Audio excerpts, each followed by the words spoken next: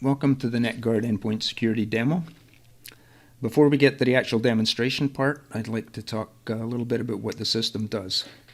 It's a network-based malware detection system that is deployed to carrier networks. It monitors traffic between the subscriber endpoint devices and the internet, and it's looking for malware activity. When it detects this, it sends the notification to the alert reporting cluster that lives in the carrier's data center. And from here, it's used to take actions to protect the network and protect the customers. The system can also be used for a malware notification and remediation service that can be used to generate revenue. What we're going to be talking about today in the demo is the analytics dashboard. This is the user interface to the information in the system. So here you see the dashboard. And on the dashboard, we provide some basic statistics about what's going on in the network, total number of devices or subscribers that are being monitored, and the infection rate, the percentage of those users that are impacted by malware.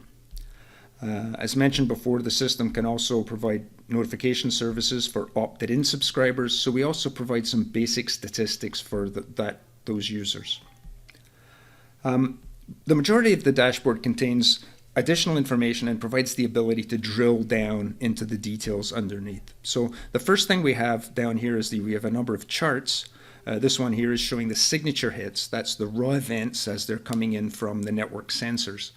Every time something is detected out there in the network, it generates an event, and that is added to this here. So you can see it varies with time, number of events coming in over time.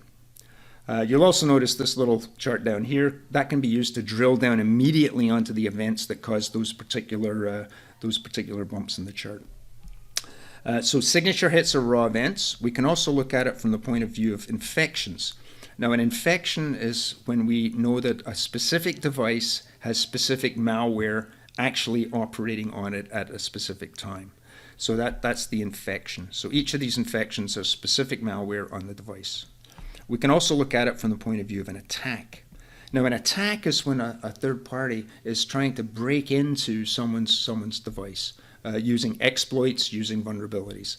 And so we can distinguish also, the system distinguishes between attacks. The attack is different from an infection because we don't know if the attack is actually successful. We just know the device is being attacked.